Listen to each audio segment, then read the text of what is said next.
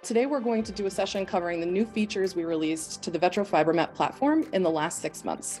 Our product team is going to walk you through 3 short demos of those new features, along with a quick sneak peek at what's coming soon.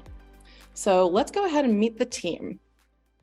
Okay, so first up, many of you probably already know Jamie Rogers, a VETRO veteran who manages our platform literacy program, including our help center, VETRO Vision video tutorials, in-app help and notifications, and a lot more. Jamie will take on the first of 3 short product demos today. Hey, Victoria and everyone, happy to be here. Hey, Jamie. Okay, and so next up we have Jimmy Stevens, our product documentation specialist, with a special gift for explaining complex GIS stuff so that people like me can understand it. Jimmy's going to wrap our demos today with a walk through our new shared views feature. Hey, everybody. Glad to see you here. There he is. Awesome. And next up, you know him, you love him. Say hi to our intrepid product manager, Pat Edwards. Pat offered his expertise as a VETRO technology partner for quite some time before he joined our team. And if you're a customer, you know that Pat is working tirelessly to capture your feedback and feature requests and get them rolled out to you. Hey, everyone. Thanks for coming today. Looking forward to showing you all the new features. Hey, Pat. And last but not least, please welcome VETRO CEO and co-founder Will Mitchell, our special guest today, who's lurking down there in the corner, he's going to introduce our final panelist to the team. Hey, thanks, VK. This is Will. Everyone on the screen looks so happy. I love this team. Team keeps growing. We've got some fantastic, talented, dedicated people here to build and deliver this great platform. And I'm super excited to introduce Lance McGee, our new head of product. Lance has a lot of years of experience in GIS mapping tech with UVisense, with IQGeo, and there's a lot of great perspective to bring to our product direction, product team, product vision. And working with Pat, who joins us also from the industry, we've got some incredible stuff cooking, and we got momentum. Team's growing, doing great, and we're super happy to have all of our customers and partners and prospects, everyone who's joined us today, get a tour of what's recently been released. So thank you, VK, and welcome. Thanks, Lance. Will. And Lance, are you going to take the mic from here? Yeah, I can take it from here for sure. Well, Awesome. Thank you, Will, and thanks everybody. I really am excited to be here and excited about this whole VETRO team, like Will was talking about. A lot of smiling faces, lots of people thinking forward. It's awesome. What I've learned in the first couple of months has really shown me exactly how far VETRO has come. I mean, it's really amazing. So I'll kind of kick it off here, and I know that some people on here may not be familiar with VETRO, or at least some of the latest stuff we've gotten into. So I want to give a bit of context on where VETRO fits into, say, like how you do business as a telecom. So VETRO at its core is a system of record, but over the last year, it has grown to be so much more. We all know that a system of record supports all the major activities in a telecom, but it also plays directly into how the value is realized in each one of those areas. So in planning and design, the work being produced has to be precise, and it also needs to be done quickly. Optimization and speed are really important there, as is the ability to get information in and out. In construction, the goal is really about predictability. Predictability means knowing the status of permitting, knowing the status of make-ready activities, knowing the status of when things are fully built and when they're fully tested, because those are the triggers to understand when to bring the as-built information back. And especially, you need to be able to predict when you can light up customers. And that brings us to the sales and marketing stage. Really, the goal there is to get customers signed up and recognize the revenue of that model that you've been promising earlier in the chain. Lastly, but certainly not least, is operations. In order to run operations, all the stages before have to have gone well. There's that old saying of how stuff rolls downhill. Well, it's really apropos in operations for sure. And so that's why we say VETRO first. VETRO is not just a system of record. It is an essential piece in each part of that life cycle. No matter where you are, get VETRO involved early and get it involved often. So how does VETRO really do this? There's a couple of key areas that we focus on as a product that really gives us the strength. Purpose-built for fiber from the ground up, not a legacy GIS or AutoCAD system, but something that meets the demands for building a modern fiber network. VETRO is easy to use. Modern application programming and UX isn't a nice to have anymore. It's a necessity for users and for these fast moving telecoms that we get involved in. VETRO is the only fiber management system that is truly SaaS. SaaS means real CI/CD processes and functions that are delivered in weeks, not months, not years, no costly upgrades, no delays, instant value delivered directly to our customers. Lastly, to survive in this kind of ecosystem that I'm describing, you have to be able to play well with others. VETRO has open APIs that allow direct information from auto design systems, construction management systems, and OSS BSS use cases. So VETRO is truly built to support everything a telecom needs. So I hope that gives you a good idea of kind of how VETRO thinks currently and how we think about how we move forward with this product as well.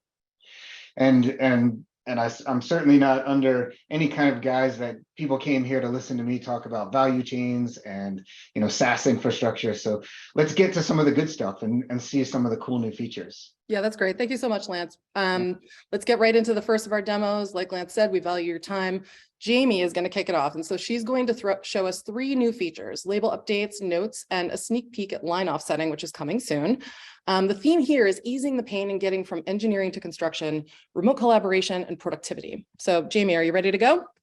Absolutely. Thanks, Victoria. During this section of the demo, I'll be covering some of our newest features with a focus on using style to increase comprehension. The size, color, shape, and labels of features can provide so much information at a glance, allowing you to continue on with your work quickly and easily. As I view my map now, I can see that the map theme I have set up is displaying my fiber cables based on what build status they are in. Service locations are shown in different colors depending on what building type they are in. And the labels for each of these features is giving me a bit more information about the attributes of each of the features individually. Zoomed in like this, all of this information is very valuable. I can clearly see which labels correspond to each service location or section of fiber cable. As I start to zoom out, things start getting complicated. I have lots of features in this area with lots of labels associated with each layer. To solve this problem, I will use one of the newest label configurations. This is the ability to control at which zoom level labels appear at. This is controlled on the map zoom section of the style editor. I can open up this for the service location here under the labels section. At the bottom, I will see a map zoom slider. The lower numbers indicate that you are farther away from the features, so zoomed out like this, and the higher numbers means that you are closer to the features. You can see them more up close. You may be working with different zoom levels in your day-to-day life with VETRO, so having the control to change this by layer is vitally important. So I can use this to make this so that I only see labels for my service location layer when I'm zoomed in. If you need an indication of what zoom level you're at, it's actually in the VETRO URL. That is the first number that appears at. So currently I am at map zoom 15.2. Once I save this, you'll notice that because I have set that to the zoom level only appear when I zoom in, those service location layer labels appear and disappear as I'm zooming in and out. You may have also seen a sneak peek of the other label updates as I open up that style editor. VETRO has introduced the ability to hide attribute labels, hide attribute prefixes. The hide attribute prefixes options allows you to hide the label, hide the attribute of the label. So I won't see the street address and then the actual street address here. I won't see that changed here. There may be certain situations where this makes sense. So for my service locations, I have just the street address showing here. But in other situations, for example, my fiber cables, my 2 labels are actually 2 different numbers, my fiber capacity and then strands per tube. In this case, if I were to check that box off for laterals or backbones, I would just have 2 numbers, making it pretty confusing unless I knew my network really well. So that attribute prefix is controlled by each layer, allowing you for specific control of the layers there. In addition to the hide prefixes option, we have added the ability to change the text size, color, style, and the halo color of each layer, making it really easy to make those labels pop, especially if you're using a base map such as the satellite view. As you can tell by the number of features in this network and the construction status, my organization is rapidly deploying new fiber to this area. We are simultaneously serving customers in our built area, as well as designing and constructing new areas of this network in this town. Rather than relying on physical notebooks or emails or even instant messages to other colleagues to leave notes for each other, VETRO has introduced a notes layer that will allow those features to appear on the map.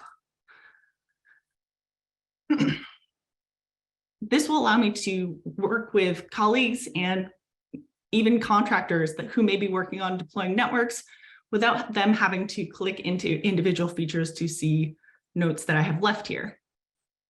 Notes will allow you to communicate with your colleagues or contractors on pertinent information. Here we see a variety of notes associated with different network features and locations on the map.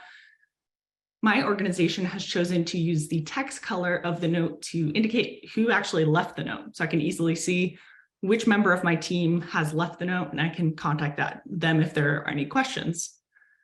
This is another easy way to use the styling options of VETRO to obtain information at a glance.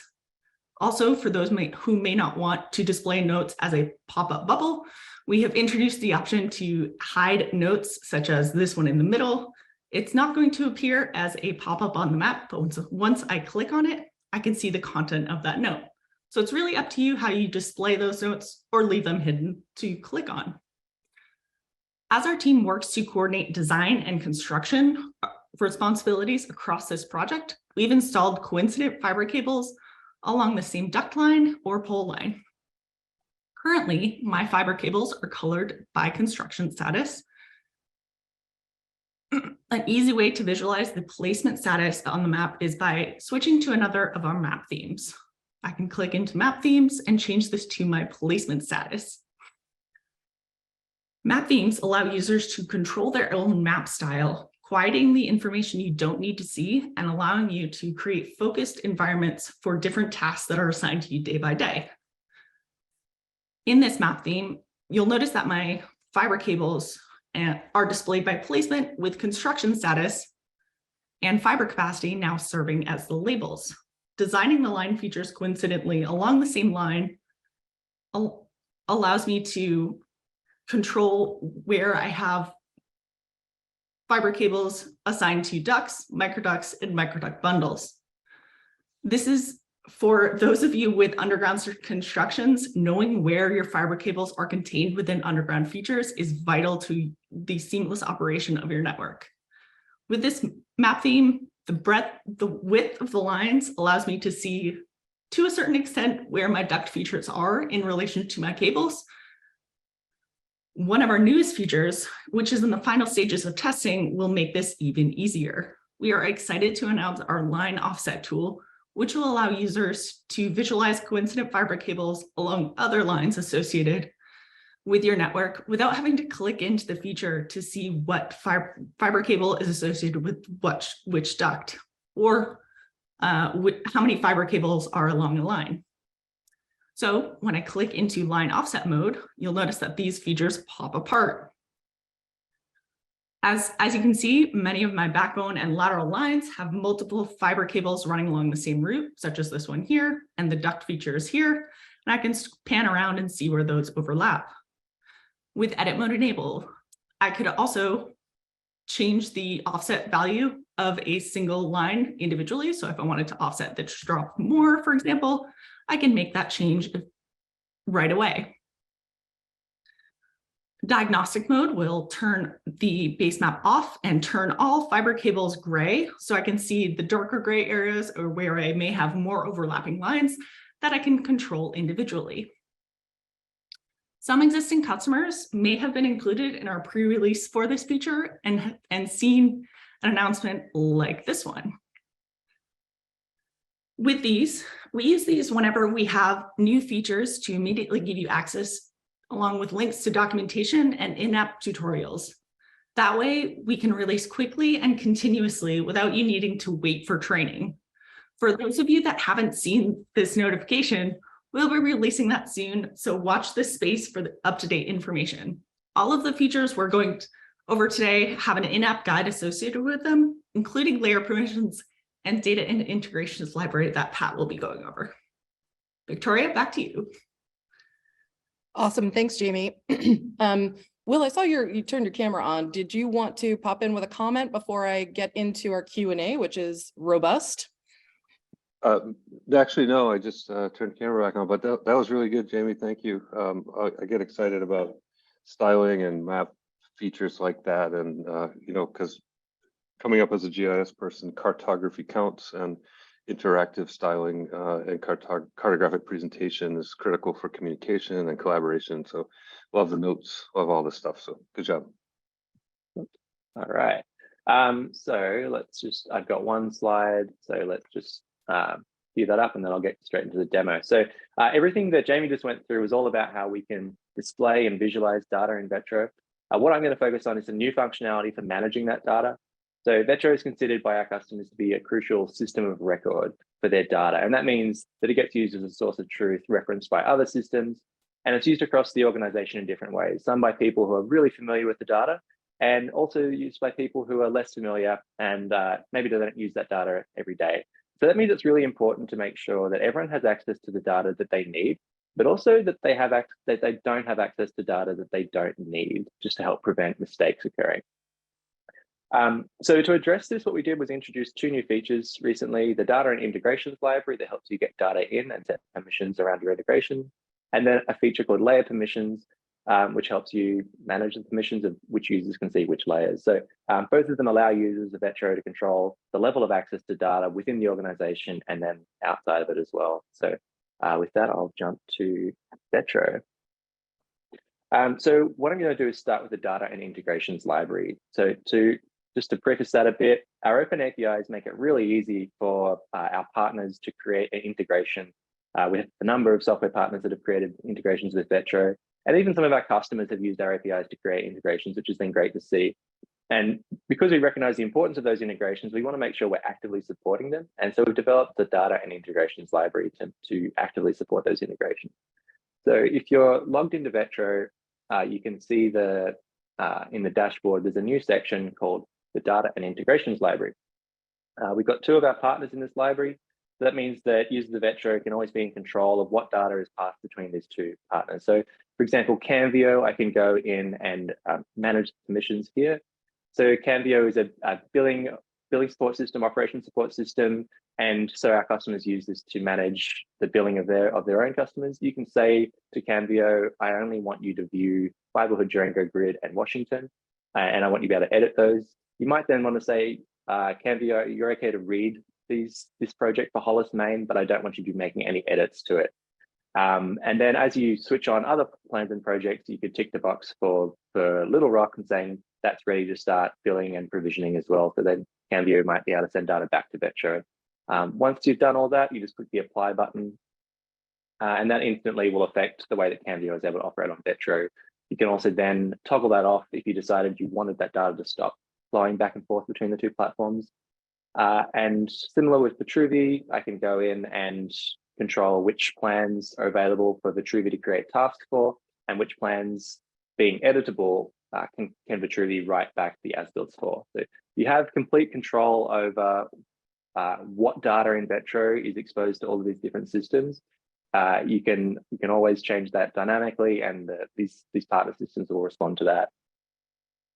So the data integrations library, that's the integrations, that's how we support that. The other part of that is data. So we've given you the ability to add your own sources of data to VETRO by adding WMTS or WMS sources.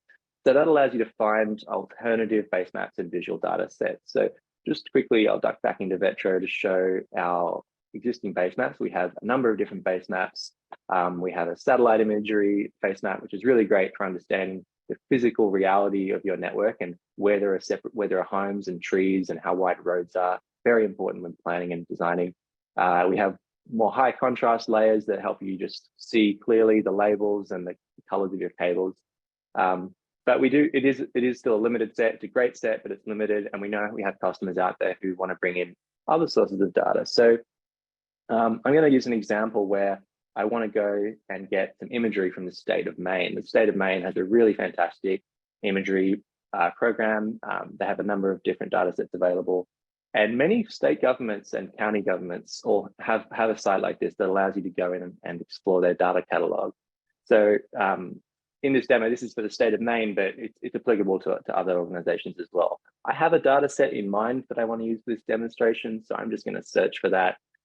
It's an imagery layer taken from 2021 in Maine, and it's got some really nice imagery. So when I click on this, I get taken to another page that will look familiar to any of you who have been on a government portal before. So this is what the data is going to look like. It's really high resolution imagery, but I want to use this in VETRO, right? It's not enough to just look at this on one screen and then look at VETRO on another to make planning decisions. I want to use it. So I'm going to go to view that data source, go to WMS, and then I just copy this URL here. So we've added support for that specific type of WMS, that specific type of data source now. So if I go back to the data and integrations library, I just add that source. I'm going to give it a descriptive name, so Maine 2021. I'm going to give it an attribution so that anyone looking at this map will know that it came from the state of Maine.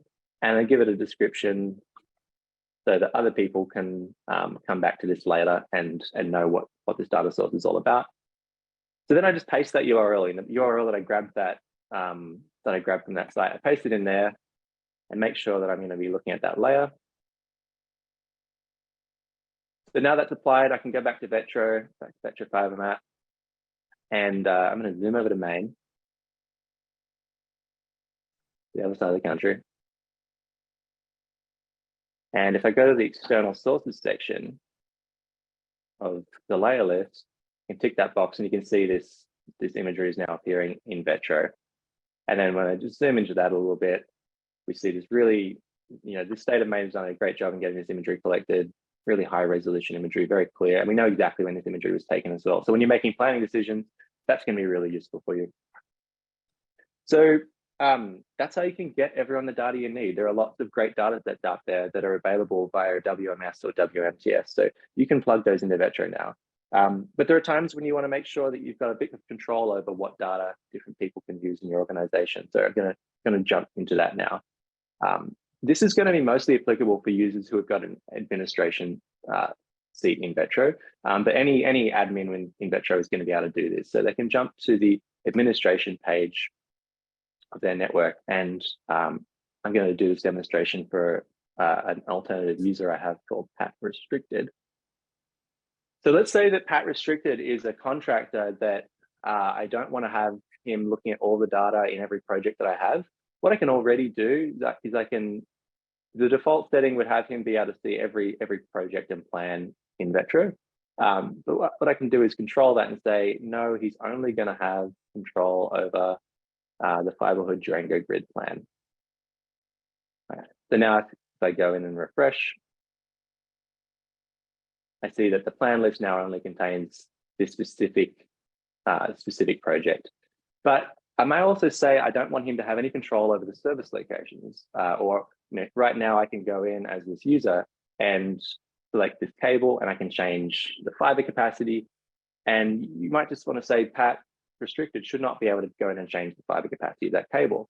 So you can control that now as well. This is the new feature where you go assign permissions, layers, and then I'm going to say that Pat does not have access to update or even create or delete any of the cable features. So that's going to prevent me being able to go in and make those changes.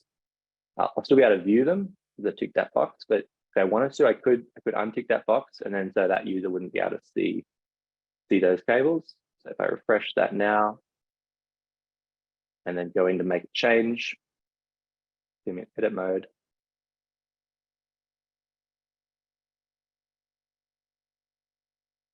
I'm unable to edit this this whole layer. So it just appears as if it's a non-editable layer. So yeah, that's a really powerful way for us to allow users to prevent people making mistakes and make sure that people have got just the view of data that they need. So yeah, this is a powerful way to make sure people have got a way of controlling the data that different users of VETRO can see.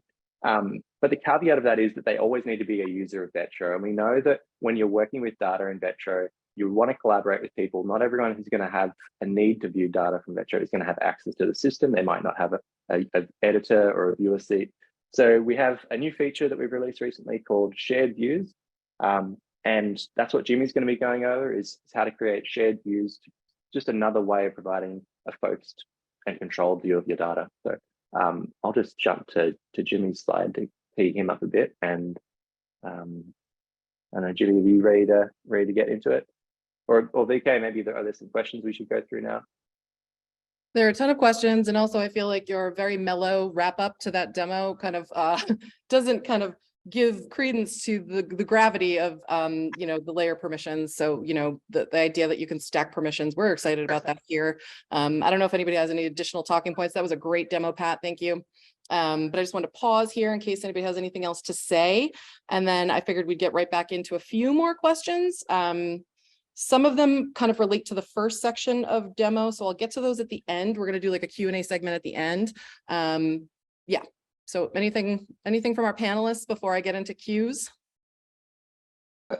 VK and Pat, thank you. I'll also say one quick thing. You know, VETRO is a platform. It's a true SaaS platform. It's a cloud native platform, and that facilitates working together and bringing parties together in partnership.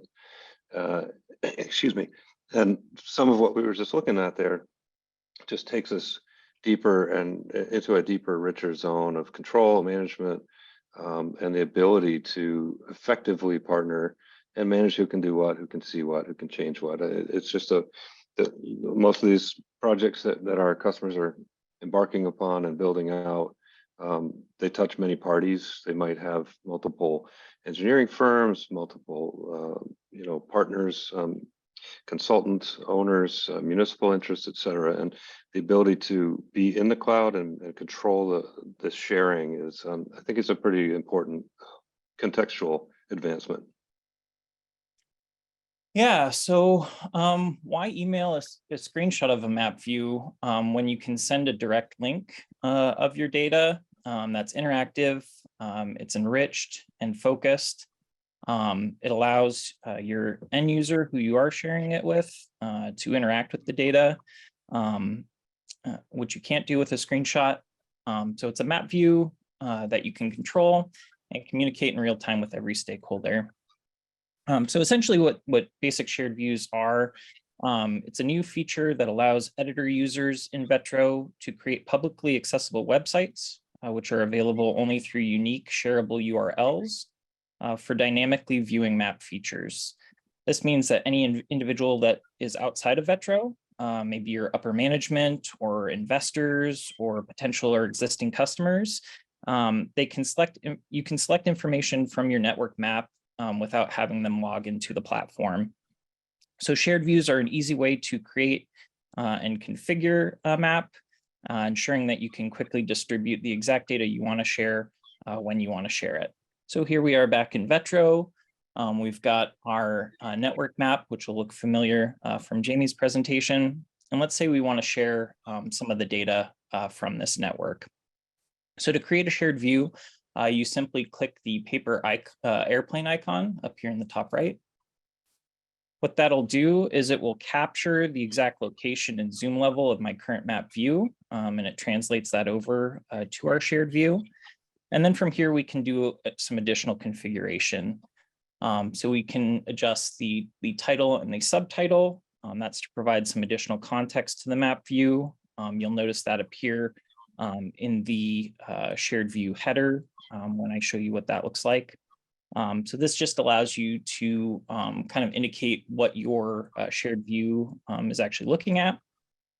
And then below that, we can control what actual data points we're sharing. So we have our layers tab, which has all of the layers that we have available. These options are controlled by the permissions that have been granted by our organization's administrator. So like Pat was showing, if you toggle layer permissions on or off, it can limit the options that you have available to select from here. And then similarly, we have our projects and plans, and you can select which specific projects are being shared. So you don't have to share all of your network data. You can pick out the parts that are relevant to your particular view. So I can make sure that I have control over the data that the viewer sees. In addition to that, we can also control the appearance of the basic shared view by adjusting the map theme and the base map. So here you can see I've got quite a slew of map themes, including the one that Jamie shared. Map views, what's really cool about them is once you configure them, you can actually share them by publishing them to your organization. So if you have certain standards for map views, you can select that quickly without having to go in and configure everything manually. So we'll go ahead and select her map theme there. And similar to what Pat was showing with base maps, we have all our basic base maps we can select from. And then from there, you just hit create. And what that'll do is it will generate a link along with your map view. So here's one that I created earlier. Let's say we wanted to share data to show a generalized network footprint in Forest City, Arkansas. So we've gone ahead and done that here. You can see with my title, I indicate the location, and the subtitle, I indicate kind of what we're looking at here. So this is a network status map. And users can interact with this. So they can pan the map as they need to. They can zoom in and zoom out. We also have a legend that's helpful. So we can see with the symbology of the map here what we're looking at. So we've got our backbone and our lateral, and we can see the status of each of the cables. Individuals can also use the address search to pin a specific location. I'll go ahead and do that here. And then you can zoom into the map. So you're able to see relevant data quickly at a glance. The other great thing with shared views is you can create multiple shared views at once. So if you want to highlight specific data sets or focus solely on specific areas of the map, you can do so. And each of those will have unique URLs. So if you're sending an email to a colleague and you want them to focus in on the northern part of the map for part of your email, you can link directly there. Similarly, you could add a separate link just focusing on the southern area of the network. So it gives you a lot of options for kind of what you're sharing and when. Once a shared view is created, they're managed via the dashboard. So I'll show you that. So we're back here in FiberMap. We just go to our user dashboard. And then there's the shared views section available to administrators. And this gives you a list of all of your shared views. So you can see I've got pages and pages of views. In here, you can go in and edit a shared view. So that allows you to update some of the things that you were able to see when you created the shared view. So like our title, our subtitle, we can adjust the data layers that we're sharing. So if I created a shared view and accidentally shared data that I didn't want to, I can pull that back. Or similarly, if I omitted data, I can include that here. And you can also adjust the viewable plans that you're sharing. There's some advanced features in here that you can adjust that have to do with some of the map peripheral elements and controlling those. So I can include layer attribute descriptions for those layers or specific attributes. I can toggle the behavior of the sidebar. So I can have my address search sidebar closed initially. Similarly, I can have the legend open initially when a user logs in. That would probably be something that I would want so that they know what they're looking at here. We can also include placeholder text for the search bar. So if you wanted to lead them with what they are searching for address-wise, you can do that here. And then there's a separate tab for map settings. So here we can adjust the base map. We can also see our initial map zoom and initial map center. These can be adjusted. So if you took a snapshot and you were zoomed in too far or too far out, or if you aren't centered on the exact location you want to for your map view, you can go in and adjust those.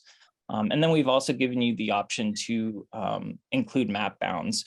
So if you want to limit where the user is able to pan along the map to try to keep them into a centralized area, you can include the latitude and longitude for those map bounds. After you've shared your map, if you no longer want to share that data, it's just as simple as going back and deleting the shared view. So we'll go ahead and do that now. And now anyone accessing that URL will be greeted with a friendly error message, meaning that your data is no longer available and no longer shared.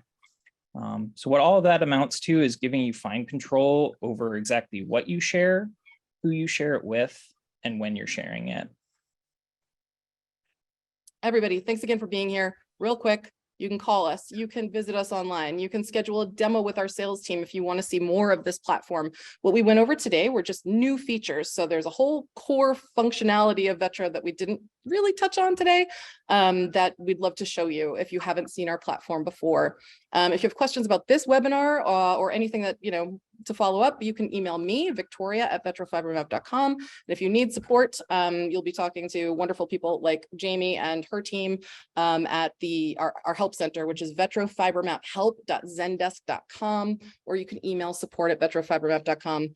I also put up at the top that you can hit option 1 for support if you call us as well. So lots of ways to reach us. Follow us on your favorite socials. We post all kinds of fun stuff, splice puns, pictures of Will going to trade shows, but also some really cool stuff about our platform too, on occasion, just once in a while. Thank you again to everyone who took the time to attend today. We're working really hard to advance this product set, this platform, and it keeps getting better. In fact, new things are rolling out monthly and almost continuously. So more to come, and really appreciate everyone's business and interest.